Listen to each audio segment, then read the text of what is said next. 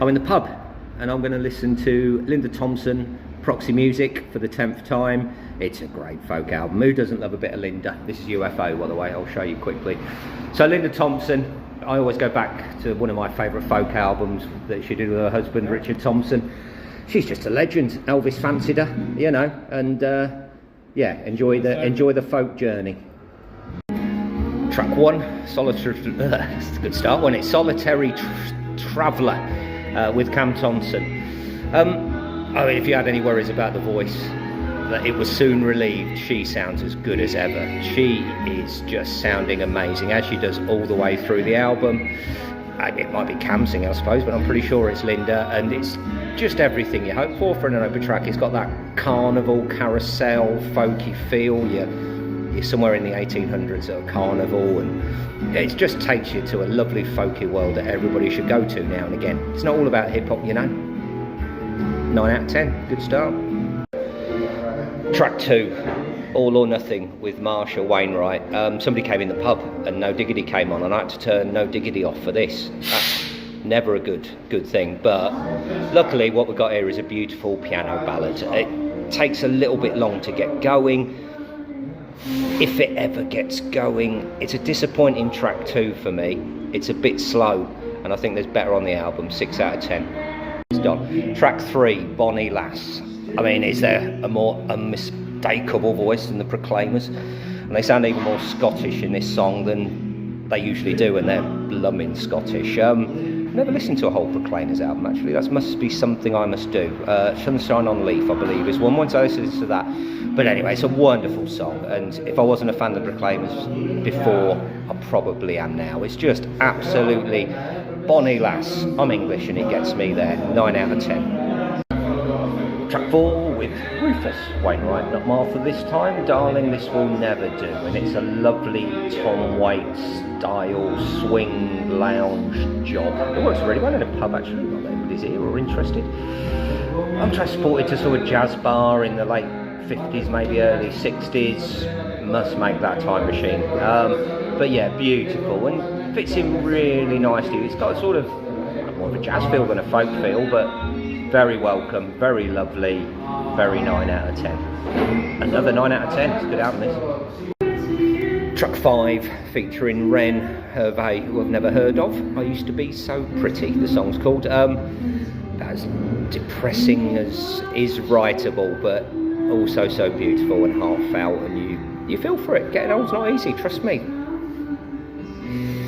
But, you know, I'm still pretty, you're still pretty, we're all still awesome. And you know, you need sadness as well. I watched Inside Out 2 recently, and you need a bit of sadness in life just as well. And it's a sad song. It's not going to make your mood better, but you know, there's such beauty in there that you know life's worth living.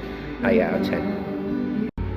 Track 6, Called John Grant with John Grant. I wonder if that was something they wrote into the contract. I'll be on your album if you make the song title my name. Good idea, John. It worked. I'm talking about it. It's, you know, it's a nice ploddy, let it be, hands in the air, wonderful listen. It's got sort of that lovely keyboard sound that you get from ELP or ELO or anything else starting with EL. Wings, Richard Dawson, you know, it's got that beauty. It plods a bit though. It's not one of my favourite tracks because it just sort of plods, doesn't quite go anywhere. 7 out of 10.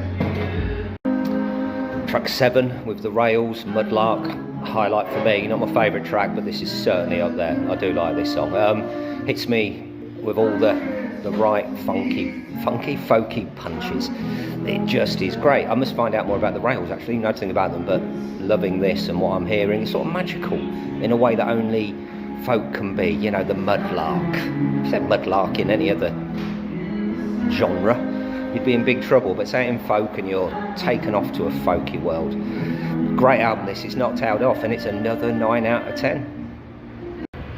Track 8, Shores of America, featuring Dori, Freeman. I don't think I'm American enough, I don't really like that song. It's, yeah, it's difficult to get patriotic when you're not from there, probably. 6 out of 10, but 9, That's the Way the Polka Goes, featuring Eliza Carthy, an artist I've always found interesting.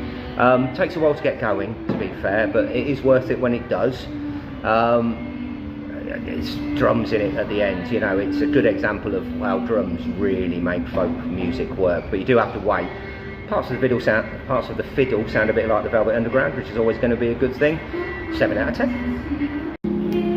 Track 10, 3 shaky ships with the beautiful, gorgeous, lovely unthanks.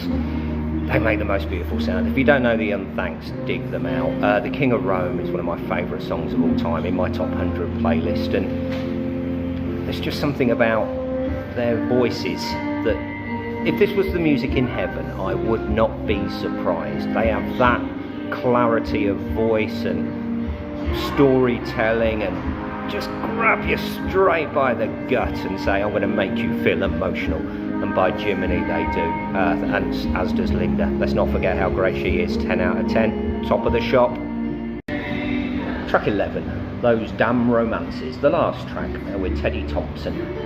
Wasn't he a 50s actor? Was that Terry Thomas, maybe? Anyway, slightly uninspiring, that song for me. Pleasant enough. Nice way to finish an album. Goes out with rather than a bang. You know, it's okay. It's, you know, it's a lovely way to finish the album. It's a nice peaceful exit. And who can ask for more than a nice peaceful exit? You know, this has been a good 39 minutes, but I'll do the review in a second. 8 out of 10 for that track, maybe a 7, 7 out of 10. So my overall review of Linda Thompson, Proxy Music, is that it is a great way to spend 39 minutes. You know, she's a legend and still going strong. The voice is still so clear, the songs are still so beautiful, the guests she has on the album are amazing, and there's some real highlights in there. It's a 9 out of 10 album without a shadow of a doubt, and it's pushing closer to the 10 than the 8. It's important, you know, it's important. It gives old people like me an opportunity to think that, you know, I've still got a few years in me yet, but who cares about that? It's great music, that's all that matters. Enjoy it. 9 out of 10. Thanks, Linda.